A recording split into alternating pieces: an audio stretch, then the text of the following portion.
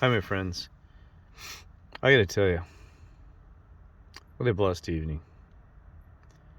So, I was just down the road here a little bit, and there's a place called the Hummingbird, and I didn't know this. I guess it's a chain in California. It's one of those smoothie places, right?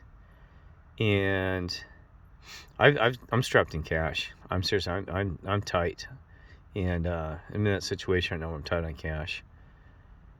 And it's amazing how the Father, Lord, and angels, they can come in and just bless you through people. Remember, it's a team effort, though. Here, some of this. I stopped in there. I saw the prices, and these things are, it's kind of expensive, but it's a great price for what you get. This is a smoothie where it's $9.99, and so there's $20 here, right? And I don't have $20. I don't have $20 in cash. I'm down to zero in cash, right? Credit cards are jammed, but it's okay. I'm gonna try to get those resolved as soon as I can. Okay. What I'm having with this young gentleman, because I went there and looked at some prices, like, oh my gosh, that's too expensive. I said, I can't afford that. I was thinking, man, $3 or $4, maybe I can find a way to squeeze into my cards, and my cards are jammed. Like somehow squeeze another dime out of that plastic. Anyway, so I listened to this. So I said, so I excuse. I'm like, well, I said, maybe I'll come back tomorrow, because they told me about them because I hadn't heard of this place, and I'm looking at their thing, and it's great. And I said, well, maybe I'll come back tomorrow. And so I come out and sent my Suburban. I'm trying to upload some videos to my YouTube channel, like here, right there. Some other ones, and another one got blocked by, I can't get up there, copyright violation, which I don't understand. I can't get past the copyright the second time of uploading it, stroke it out, so it's okay. So anyway, he comes out and says, hey, sir, can I get you a smoothie? I'm like, well, I said, I don't have any money to pay you. And he's a young gentleman, right? And he's only about, I think, probably 18 years of age. And I said, I don't have any money. He goes, no, that's okay. He said, I'll pay for it. And I said, why? I said, you can't do that. He says, yeah. He goes, I'll do that, right? So he goes back in. I don't know. He said, what do you want? I said, well, I don't know. I said, just, maybe a small one. I said, just small, because he goes, are you hungry? I'll try to eat something. I said, no. I said, I'll just take a small smoothie. Yeah. He goes, you're not hungry? I said, no, it's just a small smoothie. He goes, what do you want? Strawberry? I said, I don't know. He had the hummingbird thing. It sounded good, like strawberry. This. I said, you choose. You just let me know what you want, right? So he goes, okay. And he goes back, and he's back in. I'm not kidding. Like, God, 3 minutes. He goes, take that faster smoothie, right? And here he comes out with these things. You got to be kidding me. Large, awesome. The flavor is unreal. I mean, this one's like I think this is a hummingbird on a passion. This one's like a vanilla. Oh my gosh. And I'm looking. I'm trying to find my vehicle. I'm trying to find something to pay him. Like, well, I got to at least give him a token of some kind of appreciation. I'm looking around here. I said, man, I don't got anything cool. And I said, I got to find him something, right? And I couldn't find anything. I could not find anything. I'm like, oh, you don't have like something cool, like, like even a badge or I don't want to give my police badges, and I don't want to give my Air Force stuff and all these other things, right? I'm like, because I got to have my Air Force badges, and I got police badges too, and I'm like, I can't give those out, right? And I'm supposed to give those police badges out anyway, because they're official police badges. So I'm like, God, what do I do, right? And he's like, I'm gonna give out my badges. And I said, that's the only thing I got right now. And I'm looking around. Then I got this it's funny, it's a little salt gun you can shoot to animals, little bugs. I'm not going to shoot bugs and bugs, but, it shoots salt. But anyway, I can't give them that. It's a $20 thing that I use just to play around with, shooting salt, right? That's the only thing I have up here. I'm like thinking all these other things. Like, God, I got my hat here. I got a hat signed with Steve Martin Short. I'm like, not giving my dang $5,000 hat. I said, you kidding me? And well, it's not the price. It's so, I'll get a hat signed with Steve Martin Short. I'm not giving that to these people, this kid. I mean, I would, because they're just idlers, but, I like to get it to my son someday, right? And, or somebody, just keep it as a friendship between Steve Martin Short, right? So anyway, you gotta be kidding me. So he comes out, and I said, boy, I'm sorry, I don't have anything to pay you. I said, no, I don't have anything to give you. And I said, he goes, that's okay, sir. I said, well, I'll tell you what. I can give you my friendship. I said, you're awesome, gentlemen. I said, if you would take me as a friend, I said, I can give you my friendship. He goes, that sounds good. And so I said, okay, thank you. And I said, now I got rooted because I said, are you, again, he's Asian. I said, are you from China or, because I shouldn't have done that because I like to speak language. So I said, I can speak a little Mandarin, which hardly done, right? I said, say. He goes, what? Thank you in Mandarin. And he goes, oh, I'm from Vietnam. Because I couldn't tell what the accent was. And I said, oh my gosh, you're great people. I said, the whole story, what happened in Vietnam. And I said, you're great people. And I said, I'm glad, I'm so proud that your people are such great people and work so hard to defend your country and your people. And he goes, yeah. I said, it's in the past. I didn't mean negative. I said, you're just great people. And he said, yeah. And he said, well, I gotta go. I said, I know you gotta get home. And about tears of my, because you understand what's going on here. The Father, Lord, and angels made sure that there's a token of appreciation from them to me. And also for him, because remember I told you nothing happens by coincidence. So your God and your Creator and all of them align that too. So thank you guys and ladies and angels and high command above, because they made this happen. So they can put this stillment in your heart because they've done it to me. Or so I got to help that person. But it's up to that person. It's a team effort. This young gentleman had to do it on his own. He had to say, I want to be a good person, and he's a giving young gentleman, and see, God uses that. You're already got that in your heart, and he kind of gives you a little nudge. Go ahead and continue being a good person, Kirk, or you and me. So it's a team. God, Creator, Dad, and angels. Because you got to realize it's a combination. It's beyond Trinity. It's beyond timing, sequence, and all those things. So all those pieces have to come to place. And that's what you don't understand, is that your God and everybody, it's crazy how it's so well managed. And, those miracles happen every second in our lives, even you every day. You don't even realize times you've been blessed and things like that. It happens and you just don't even realize it. So I want to thank them, because it's in this young gentleman. Please bless him. Please, because he is going to be growing up as a great young gentleman already. And that's what breaks my heart. If the world just had a little more of that in him. He gets it at the age of 18. And I had to grow up too myself, though, see. I cared about people. It was always in my heart. But to go to a stranger, I don't know. When I was 18, I'm trying to remember. I don't know. I'm not sure. That's sad.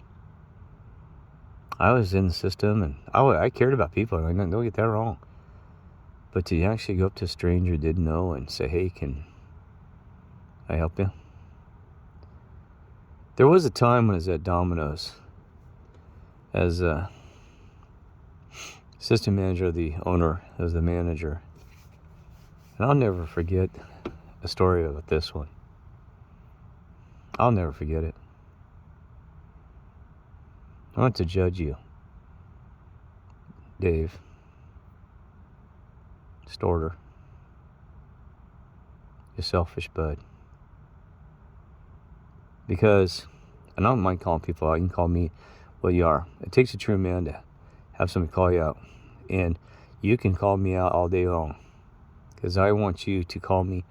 And he may have changed. So, see, there's a problem. This is his past. He may be a tired, different man. People don't know me today. So this is the past Dave Storter. Because, see, when we talk about people, you don't hold on to who they were forever. Because I've seen God flip people and these people change within seconds. I've seen it, boom, right in front of my eyes. We all make mistakes, for humans, and it takes that little boom spark to change them. So when you try to call somebody out from the past, you gotta realize this is a long time ago. So this is called the dead Dave, because you might be alive, Storter. And I'm making a point of this. Don't ever assume that person never changed. Because I've seen the most evilest hearts working for the satanic system flip to the good side. And the biggest fighter of you ever seen. And one's called Brett in Portland, Oregon. I saw that. It is amazing. This person used to be, I don't want to go there, used to be so darn evil, almost made me want to puke. Things I can't even repeat. So I go there. So that same person is the one that's fighting for your God like you would not believe. It was on the other side and flipped within the last year. And always been that other way for a decade. So I'm going to say the old Brett was on the wrong side and jumped over the fence to the good side. Okay? So don't, because if you haven't been somebody in the last week or even day, because people, first thing they said, boy, he's changed. They couldn't figure me out. When I started awakening, they're like, they thought maybe I'd lost my mind. Because I came to realizing, starting to see God and the Lord and these things, and they didn't talk about much. I wasn't even talking spiritual. They said, his behaviors changed. That was that Holy Spirit and that whole thing coming out in me and changing Kirk. In myself, I wasn't recognizing my own change. I actually started looking back, like in the mirror, going, my God, I don't even recognize myself anymore. I didn't know what to make it. I said, is this what's happening to him? Where's that old Kirk? I mean, it almost freaked me out, because I said, man, if this Kirk went and talked to old Kirk, it'd be like, it wasn't even about a matter of goodness. It was about just being a genuine person, being a genuine gentleman. Because I didn't know it's like, who is this guy? I mean, really. It was like, and every day it just kept developing upon itself and kept polishing and becoming this different individual. I used to walk back and I'd look back at myself, and in a week I'd say, my God, sometimes it was a week, I said, God, and it kept changing. I said, my God, am I really changing? I was like, man, I'm a chameleon, and all this chameleon turns out being better. It's like chameleon kept changing colors. The colors were good, though. Sometimes it was wrong color, went wrong direction, that chameleon, and sometimes good, and pretty soon that chameleon just kept changing colors. So I think I got where I need to be. I'm still changing today. I still don't recognize this Kirk from the one that was a month ago. Can you believe this? Because now I'm learning about more philosophy. I didn't realize, the poetry and all these things. I wasn't really into these things. And now I'm getting deep rooted into this stuff. Edgar Allan Poe, and I didn't know that Mark Twain was a great, not just a writer, he was a philosopher, theologian. I mean, this guy was amazing. Almost a prophet even. You gotta be kidding me. Mark Twain. He was writing about the future. You gotta be kidding me. Wow. Nietzsche. They said it was evil. Matter of fact, when I was in psychology, they said, man, don't you ever, we grazed over. They said, oh my God, this is so evil. He'd been banned in colleges and high schools. Don't ever talk about Nietzsche. That guy is so darn evil and disgusting. And I read his stuff last night. And listen on YouTube, I said, oh my gosh, he's going through what I've gone through. I was like, you gotta be kidding me. He talks about all these things. I mean, he's awake. I said, my God, he's awake to this world. I didn't realize these guys back then were living what you and I do today.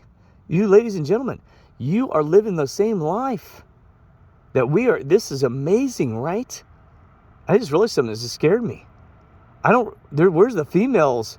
I know there's quotes from quotes from like Mother Teresa, and even some of these others. But man, where's the quotes like psychiatrists and psychologists. I mean, trying to remember that. I remember maybe one lady or something in college. Where are they at? They're probably there, but hidden. I don't know whether hidden because of the feminist movement. I don't know.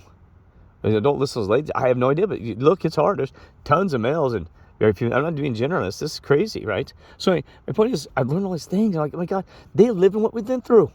They talk about being this world, of this world, and they said, my God, trying to find a true friend, a real person, a real human being. They knew there was NPCs back then. I said, oh my God, this is not new.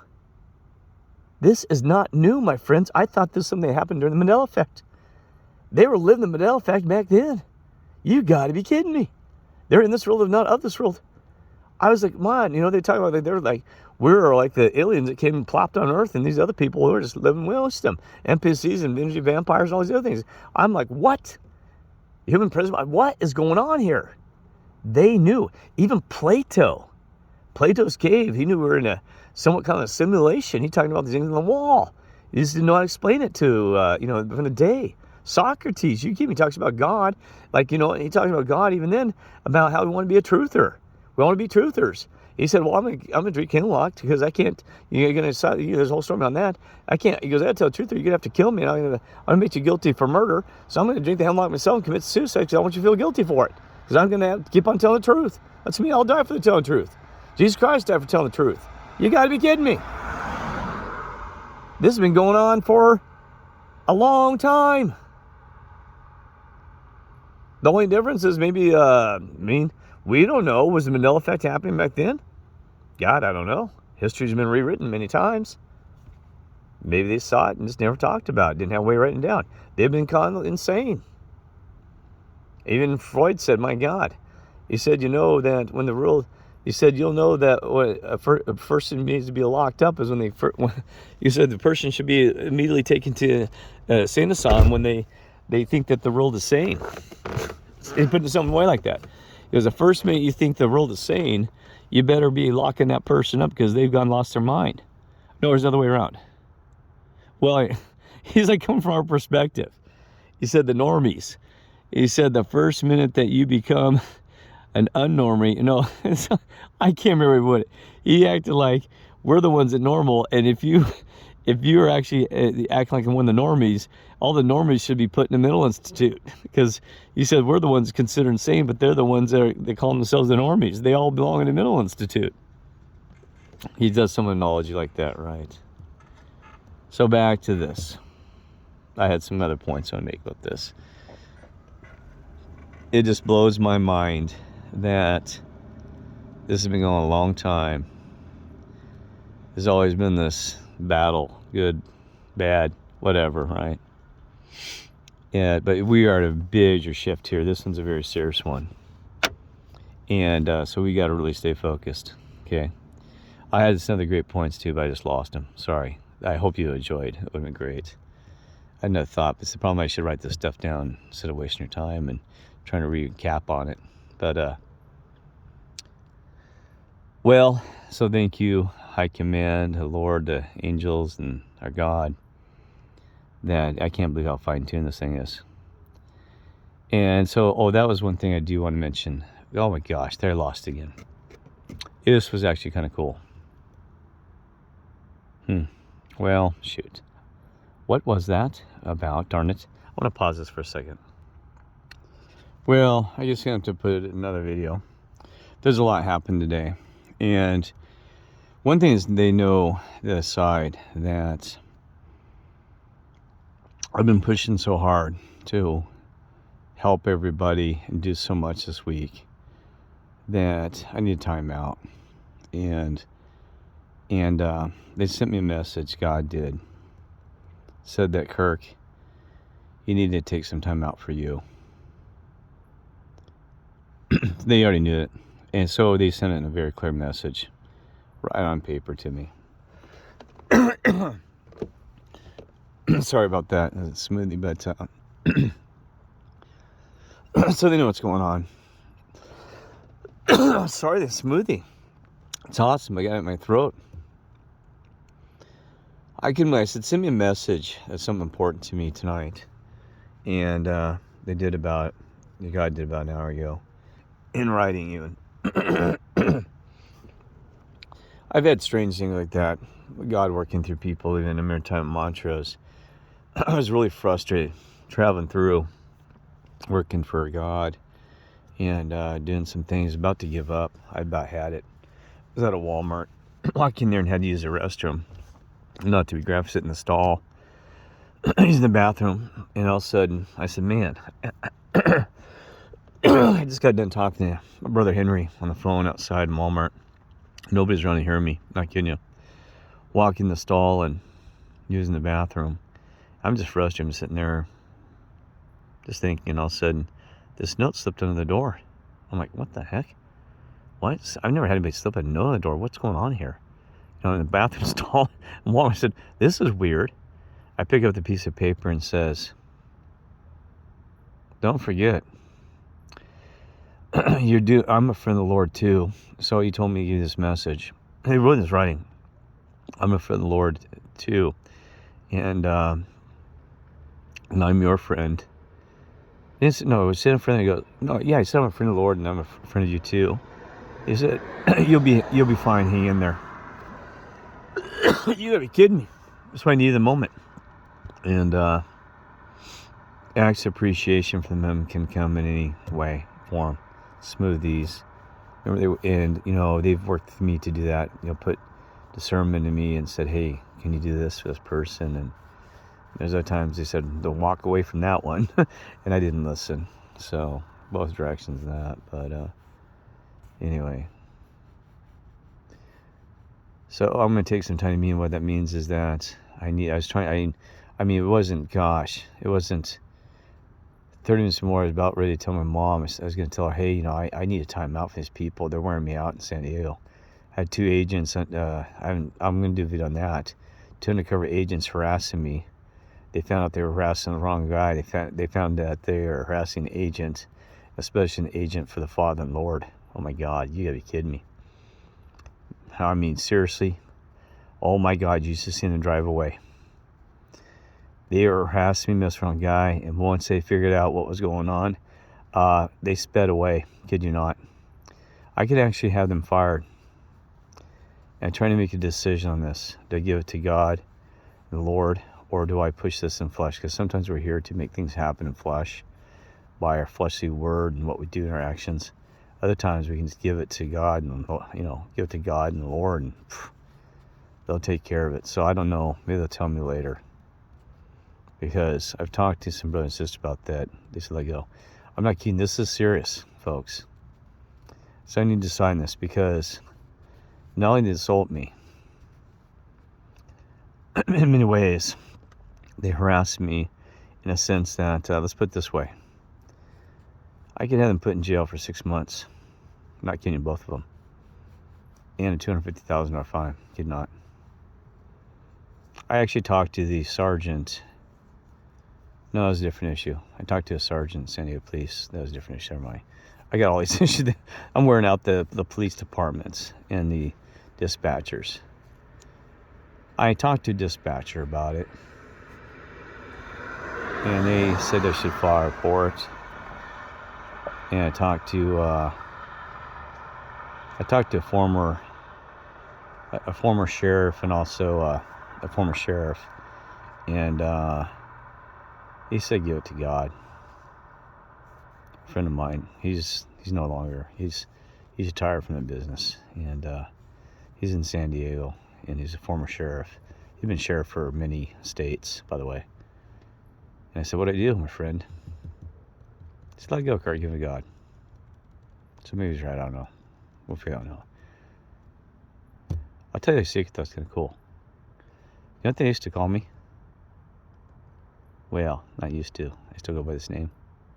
Nah, never mind. I was going to tell you my code name. No, that's what I'm going to tell you real quick. I'm sorry. Because I enjoy this. This is really cool because, not cool, it's not cool. Never mind. That's the wrong word. I got to share you a little bit because I like to tell you a little bit about myself, how some of it started. When I was a Domino's pizza driver, and you're going to love this. Nobody knew, not even my friends, not even my mother or my dad, nobody knew at Town of Montrose. This is so many years ago, I can do this now. You're not going to believe this. You're talking to a guy at the age of, get the exact age here, that's when I started it. Yeah. I think it was 16 or 18. Let's see. God, it was 16? Yeah. Yeah. You're talking to a guy at the age of 16. Guess what it was? Undercover agent for the sheriff, Montrose County. I'm kidding you. Nobody knew. My mother just finally told her. It was, God, this last year. She didn't know. She said I wouldn't allow it. Because I was 16 years of age, and it's a long story. There was only one guy who knew I was, the Montrose County Sheriff. That what happened was that I don't want to disclose the whole process because we might have these. That's too young. But maybe to put you in position, it was dangerous. They probably wouldn't do it today. Somebody stopped this. But there was one, there was a sheriff that, and Montrose County Sheriff's pretty large, by the way. It had about, I think force of 75. It's huge county, huge. Maybe 100. God, I can't remember, 200. I can't remember. So nobody knew that I was an undercover sheriff guy, right? And so the reason it was an advantage to them because I was young, number one, so nobody suspected that, oh, this young kid that he's working for the sheriff. Number two, then I was a Domino's driver, which really made it easy. Guess what? They let me into houses. I could peek in them. Sometimes we weren't supposed to. Domino's really intrigued this. I always warned against it. A small town. Sometimes they'd say, hey, we'll get the cash. I'd walk into there, set it in there on the kitchen table, whatever. So guess what? You invited me home. I had eyes, and I saw everything. Kid you not. Saw where drugs were, guns, paraphernalia, mistreatment of children. All these things. They just saw a guy delivering a pizza with a hat on. And you're damn right I had people arrested. Shit, you not. At the age of 16. Sweet 16. 18. Anyway. Well, anyway, that was my 16 candles. But what's interesting about that is that I never, ever, I wouldn't just do it on everybody. If I saw, you had good discernment, at that age, that if I saw something that wasn't damaging, like maybe I saw some drinking with kids in there, a little bit of rowdiness, drunk, I didn't report it. But there was one time where, I'll give you a couple examples. There's one time that I walked into a house, and it hurt my heart. There was a young gentleman, I think he was about 7,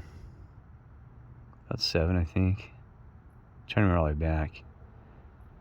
And his sister, 5, almost bring tears in my eyes. Just not dressed proper. Like ragged underwear and skinny, like hadn't been fed properly and malnourished. Both parents were naked and laughing and smoke on the cigarette. Hey, pizza guy, go ahead and sit right there on the table between the kids. We're gonna have some pizza.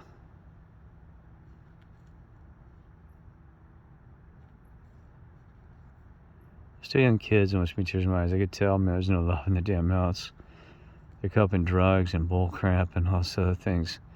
Almost tears looking back. You could tell, man, the house was half empty, trashed. It just was horrible. Hardly any lighting. My God, the TV wasn't even on for the kids. I mean, TV is a terrible thing for them to watch. Just nothing. Just nothing but love and hate and probably pizza and go to bed and who knows else in the damn house. You can tell there's no love. You can feel it in the damn air. Those poor two brothers and sisters. God. I had it. Had their little paraphernalia out there.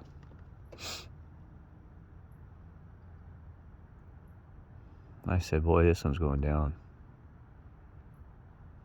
Got in my car, drove a block away. Had to call a special number. That's how it worked. Had a special number I had to call. You gotta realize, back then, didn't have a cell phone. No.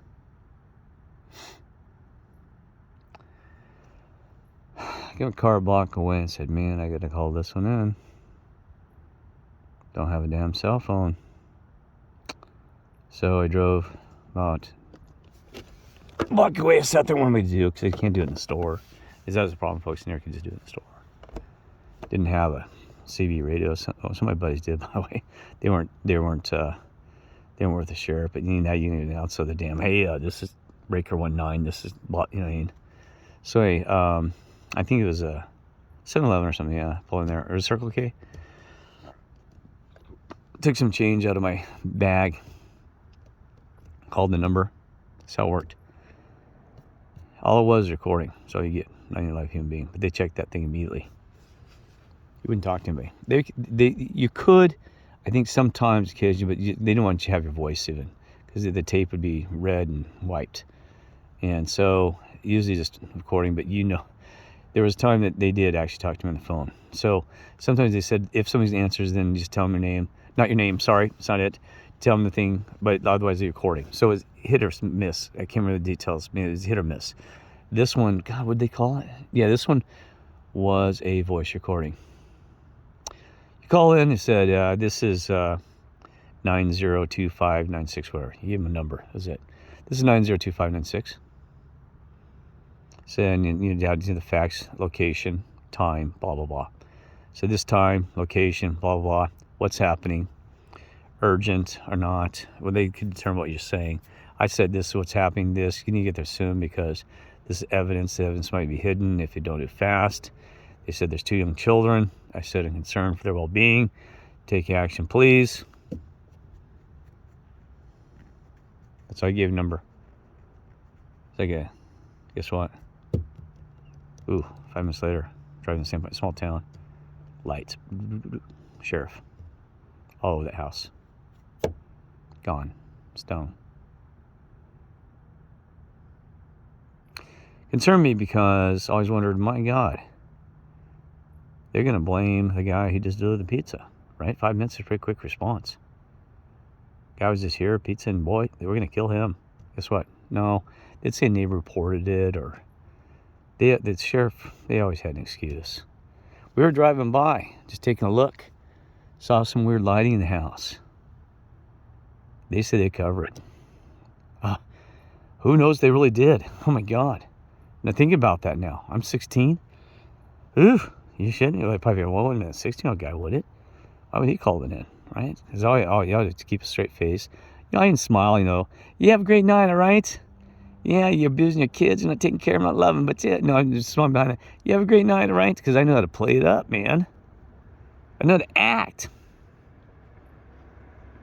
God was testing me then. You guys, you kid me, Lord? They said, can he do what he needs to do? Be in disguise and play it cool. Then there was one big test. Okay, I'll be fast because you're probably bored with my stories. I could tell stories all day long about this and other things and mantras. But anyway, my God, I'm scared. I had a shotgun point at my nose one time. Oh my God. Guy, don't go there, man. I'm sure little pizza in a farm. Boom. Oh, that's another time. That's too long. Man, I'm looking down a double-bar shotgun. The guys are pull the trigger. I mean, I could see those almost coming at my face. I said, oh my God, this is it. It's a long story. Be very careful in a small town because country, those guys are playing serious. Even with pizza guys, they'll pull a trigger and pull that trigger in 10 seconds and blow your head off. Okay. But anyway, because that's a country town, farming, oh my goodness. They won't care. They'll shoot and ask questions later. Farmer Bob does not give a crap. He'll put a bullet in your head and ask about it later. Well, anyway, so there's another call. Another one that's really a reminder of mine is I went to this house and, man, this thing was run down. Man, it was a druggy house. we always knew it, but we kind of ignored it, right?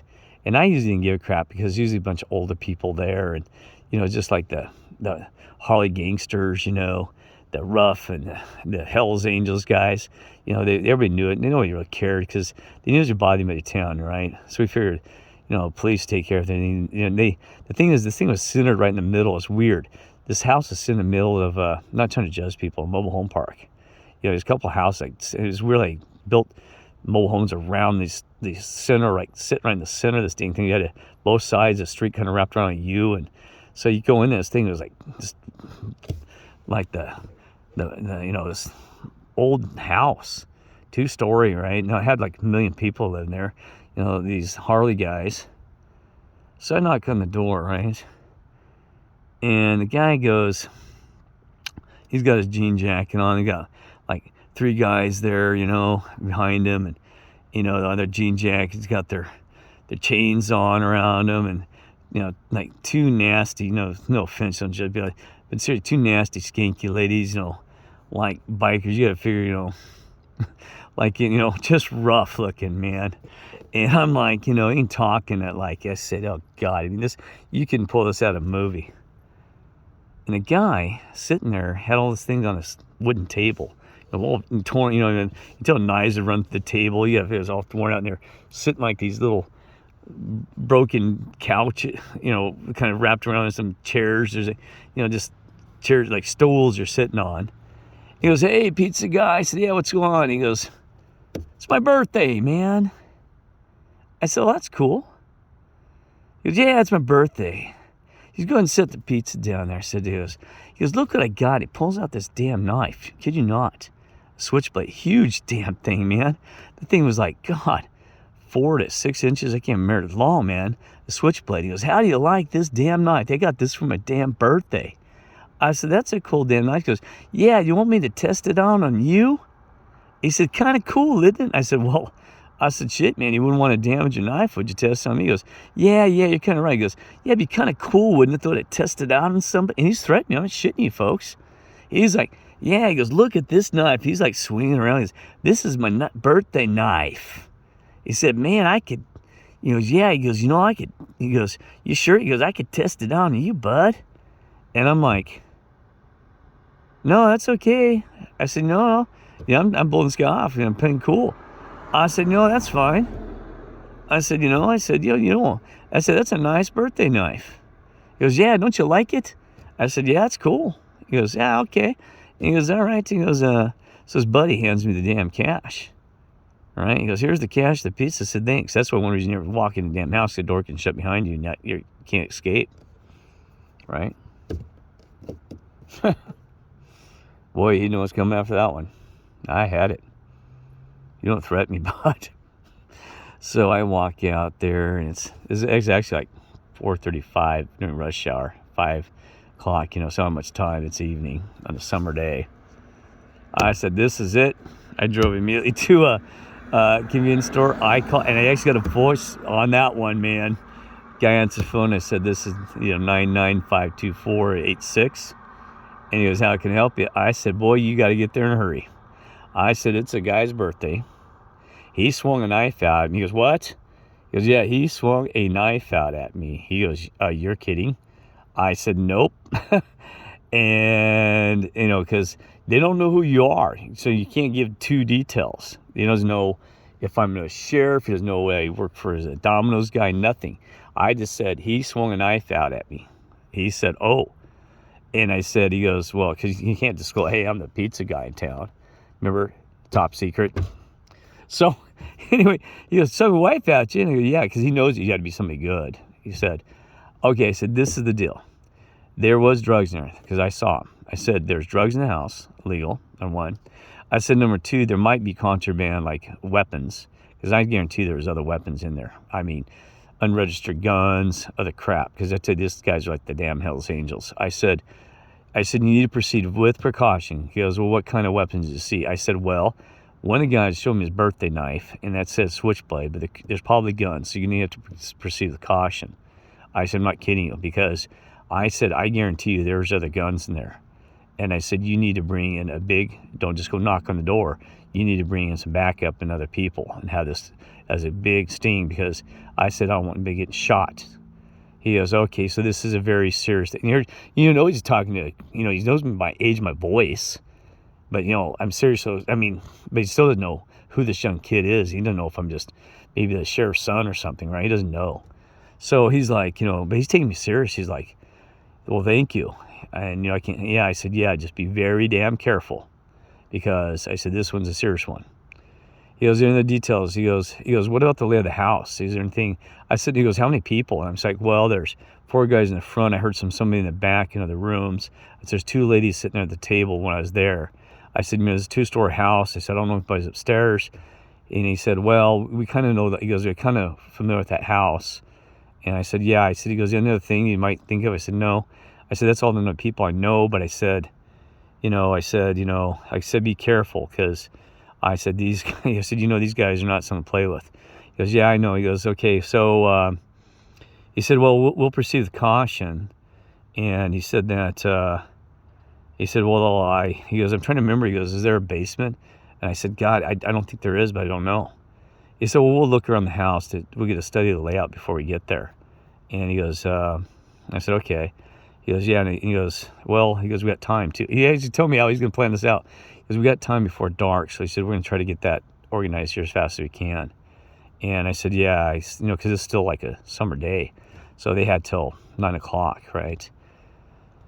And this was a serious thing, because they're like, okay, this is going to be a big one, right? So anyway, yeah, it unfolded. Yeah. And I don't know all the details. I wasn't there, but boy, they brought the force. It was interesting. Saw the house kind of empty, because small town. Didn't see one soul at that house for the next cuss. I checked, I think, for a month, 2 months later. I don't know. I think they were renting the place and it went unrented. It's kind of interesting how somebody probably ended up in jail, maybe warrants for arrest. I have no idea. Boy, that house is empty, because, boy, you can drive by, do another trailer park. I said, my God, they must have really got him good, because there's nobody there, not even the ladies. It's been, 2 months. And I'm not trying to be naughty, folks. Sometimes you got to clean up the place. God bless. Love you all.